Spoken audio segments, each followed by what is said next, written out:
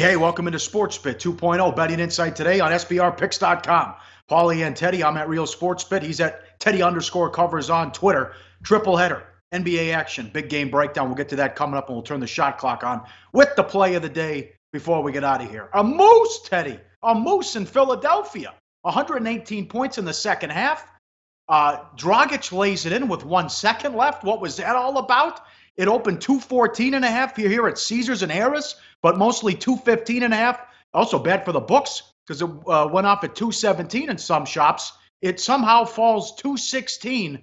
Horrible with the shenanigans there. And the Sixers also fouled down 9 with like 10 seconds.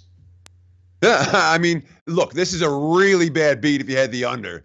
It's a particularly bad beat if you had the under at the opener. And still, if you got in at the close, you were still able to cash your under bet. But the bottom line is, this game's not supposed to go over late. Philly's not supposed to foul there. Dragic's not supposed to lay the ball in there. So, the bank, what's the old McDonald's, the old Monopoly chance card, bank error in your favor? That was a bank error in your favor. You had the over. We cashed play of the day to winner with it, though. I ain't giving the money back. We'll take it. Moose for under bettors. That was rough. Yeah, very good. You take that one. That was never in doubt. I give the Sixers a break. I mean, Christ, they'd won 17 in a row, but that first half was a horror show. Also, Brothers and Foster calling 20 fouls in the second half hurt Philadelphia because there was no pace, there was no rhythm, and Philly wants to go up tempo. Covington was terrible. Bellinelli struggled shooting. Saric couldn't get going. Still had the ball down too, but Dwayne Wade was terrific. 21 points in the first half as the big win for the Heat. They tied that series at 1. That was I thought the Spurs played a pretty good game, Teddy, but it still didn't matter. Golden State and over, and the Spurs are now 1-14 straight up. Their last 15 on the road. That is 14-29 on the season on the road. Yeah, I mean, and this was all second half. There's no question that San Antonio played a good first half. But second half, what was it, 69-48 Golden State run out. Bad news for Spurs bettors. Looked good at the break. Bad news for under bettors. I was one of them. That was not a good result. Golden State hitting just about everything in the second half. But San Antonio just 4 of 28 from three-point range. That certainly doomed their point spread chances. From a total perspective, the Spurs go 4 of 28 from three-point range, and the game still flew over the total by double digits. That had a lot to do with Golden State shooting the ball 52% from two-point range, 48% from three-point range, and 95% from the free throw line. Warriors were making shots last night. When the Warriors are making shots, San Antonio, they're not going to cover. Under bettors, not going to be very happy either. Yep. Bad bets. Pirates took money. $1.08 up to $1.30. They got beat. The Nationals Mets under 8 down to 7.5. This is also a bad beat. Mets led 6-1 in the 8th. Oh, and they lose the game 8-6. Callaway went to 4 different relievers. They only got 1 out in replacing DeGrom in the 8th, Teddy. Yeah, I mean, for Colorado, certainly we're seeing signs that the youngster Marquez is showing real bet-on potential. Another gem yesterday in Pittsburgh. And what do you say about these 2 bullpens? I mean, the Mets, Nats, all that under money, no good. Both bullpens implode. But obviously, you got the Mets. You're up 6-1. You think you're going to cash that ticket. Nats scores 7th in the 8th and 9th. Look what's going on in the NHL playoffs. This is the opposite of what usually happens with the low-scoring games. A lot of penalties, a lot of power play goals. Tampa Bay was the #1 over team all year. They're 3-0 to the over in the playoffs. They keep cashing tickets. Home teams, 4-0 last night. And all 4 games go over. That is 9-0-3 to the over in the last 12 playoff games, Teddy. There was also a tough beat in that Tampa Bay game. The total was 6. It was 1-1 in the third period and went over with not 1 but 2 empty net goals in the final minute. And that's the, roll them dice and shake them when it comes to the empty net goals or no empty net goals with NHL totals. But the bottom line is we're talking about a significant run here in the playoffs. 12 games that haven't cashed an under, 9 overs, 3 pushes. Books don't like when that happens. That is not particularly good for the house, and something to consider as you're betting the NHL playoffs moving forward. Even the defensive struggles aren't staying under the total, although Vegas is in play tonight. Maybe they'll stay under. They're the only one that has been the under machine here in the postseason. All right, no easy transition. No matter in this business, it's very difficult where you find someone who everyone has a kind word to say and everyone loves a particular individual. And that's the case with Dave Malinsky, smartest guy I know. I used to introduce him that way when he came on the radio, and he would say, "You must not know a lot of people." But no one's sharper than Dave Malinsky, and we're holding out hope. Teddy, I know you've known him a lot longer than me. I'm glad I met him through you. You always were talking him up. I'm like, who's this Malinsky character I always hear about? Nobody had better information. He could tell wine, food, sports betting, guitars, music, whatever. This is just, I'll tell you, we're holding out hope, though. If you want to fill people in on the story locally here that has made the newspaper, it's all over Twitter and the nightly news. Yeah, I mean, it's hard to talk about right now, but look, Dave's missing. Dave is an avid hiker. He goes up and documents some the oldest living things on Earth, the bristlecone pines up in the Sierra Nevada range. He's been missing since Saturday. The weather's been nasty. We're very, very concerned. There's search and rescue out there. There are choppers up there today. There are drones up there today. He is a frequent, and let's put it this way, all those graphics you see every day, the good graphics on SportsBit, that's Malinsky. The good photos, that's Malinsky. Not just as a key guy for this show, but as a human being, he is as good as there is in the world. Please, yes. Thoughts and prayers, maybe they mean something today. We're really hoping for a safe return. Come back down, Dave. Yep. No one plans better, more organized. If there's one guy who was, injured, broken leg, whatever, and is holed up and he's able to hang out for a couple of days, it's that guy. Wouldn't you agree? Well, absolutely. I mean, he's a very experienced woodsman. He's comfortable in wilderness areas. Dave's live. He's live to be live. You know what I mean? Yeah. And we're hoping. But that's all we can do right now is hope and let the trained professionals do what they do. Thank you for all the concern. I know there's been a lot of concern in the sportsbook review community. And, I mean, the thing that blows me away is this guy's a sports bettor, all right? And he writes, and he does stuff with trees, and he's a foodie.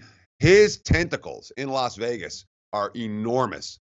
Story on the news last night, multiple channels, story in the Review Journal. This is a sports bettor. Who's this guy? Dave Malinsky, we miss you. Please come home safely. Amen to that. Up next, big game breakdown. We'll start with the Wizards and the Raptors on SportsBit. Betting insight today on SBRpicks.com. Go to SBRodds.com. Browse, compare, and shop live odds available at top online sportsbooks. Back on SportsBit, time for big game breakdown. Thanks to BetOnline and Intertop. Sportsbook 22 years online. Sign up, deposit, win. Early game, Wizards and the Raptors. Toronto 7, 215 the total. Amazing but true. NBA playoffs, best of 7. When a team goes up 2-0, they win the series 93% of the time. Game 1, bench points, 42-21. Scott had 14 of the 21 for the Wizards. That's going to be a problem all series. Toronto's got the best bench in the league. Now, Wright had 18 as well, but Van Vliet didn't play, and he's questionable for this. He matters. He's good. He can play. But, what do you look at? That should continue. Lowry had the flu. No Van Vliet. Still won, but they were 16 of 30 from 3, Teddy. Raptors were on fire. Well, that's just it. I mean, for as much as Washington didn't play well, Toronto played pretty well. When you dominate the bench 2-1 without Van Vliet on the floor, when you're hitting 16 out of 30 from three-point range, when you're finally getting that game 1 monkey off your back, these are good signs for Toronto. And yet, even with those dominant stats, life and death, certainly life and death to cover the point spread, and a tight game in the fourth quarter. John Wall, really, 3 of 15 from 2-point range in that ballgame. His teammates, 30 of 50 from 2-point range. So Wall shoots 20% from inside the arc. His teammates shoot 60% from inside the arc. You worry about him forcing up shots. His quote, I think their bench play was great, especially Delon Wright and CJ Miles. They played well, made some big shots for them, and that's what they're going to do every game. We've got to make adjustments while throwing it back on his coaching staff in a situation where the Wizards may be chemistry challenged right about now. Yeah, I thought Wall took some bad shots. He was too selfish, driving to the basket, stubborn, wasn't getting the call, kept attacking. Casey, quote, we were prepared. We knew they were going to try and take Lowry and DeRozan. They had 15 or 16 assists between them. We were prepared for that. Other than that, we tried to find energy, speed, and quickness to match theirs. This is the only team in the league that was top 5 in defense and offensive efficiency. As you mentioned, the Wizards, they played well. They led 96-95 with 8:39 left. I'm concerned about this Toronto defense down the stretch, Teddy. And remember, we had that tweet about a week ago where they were horrible against top 10 offenses in the league, that one of the worst. But they just beat up on the poor team. So Washington's not top 10. They were in efficiency. So I have to see a better job out of the Raptors defensively. But big game here, and I'm with you. You got Lowry healthy, but I think that's big that they get that game 1 monkey off their back, because everywhere they went the first couple of days, it was, you can't win. You can't win a game 1 of a series. Sure, and here's a quote from Dwayne Casey talking about the game 1 win and how it matters moving forward. Quote, whatever it was that first game was about, hopefully we got it off our back. We're not satisfied. We're in this for the long run. We know we're in a tough series against a very athletic, fast team. I don't see the Wizards laying down. And I certainly looked at Toronto in game 1 as a bet-on team, and they didn't necessarily show it. They got there in the end, but there were enough concerns for me about the Raptors, despite the three-pointers, despite the bench dominance. I don't know they have the better players. That's a concern when the favorite is laying in this range. We'll get back to this game when it comes to play of the day time. All good points. Not your typical 1-8 matchup. Wizards have a lot of talent. I'm worried about the chemistry, though. Bucks and Celtics, game 2. Celtics 2, 197.5 the total. A vicious beat if you had the under in game 1. 70-66 at the end of the third quarter. 113-107 Boston in overtime. Milwaukee +4 was bad as well. But the Bucks, silly turnovers. It's a coaching mismatch, but it's a talent mismatch in favor of Milwaukee. And for the Celtics to win, they needed 2 Rozier triples, and what should have been the game winner. And Morris hit some tough shots. They had 5 guys who scored at least 19 points or more, Teddy, and still needed Greek Freak to foul out, and they had to hang on and hit their free throws to get there in overtime, and had a 10-point lead with 4 minutes left. Well, that's the thing. When we look at Boston, we say, how much better can the Celtics play than they played in game 1? Because they got, as you mentioned, Rozier with a pair of triples in the final couple of minutes of regulation, including the one from the top of the key that should have won the game. You had Morris. You talked about him hitting the contested jumpers. What about that offensive rebound that he got? Huge possession with less than a minute to play. Morris having an impact at the end. There was Giannis missing the 2 free throws in the final minute of overtime and then fouling out and trying to rebound the second one. There was Jason Tatum with the incredible one-on-one block, not fouling Brogdon as he took it to the hole in the closing seconds of OT up 2. You had Al Horford hitting almost every free throw, 13 of 14 from the free throw line, finishing with 24 and 12 in over 44 minutes of play.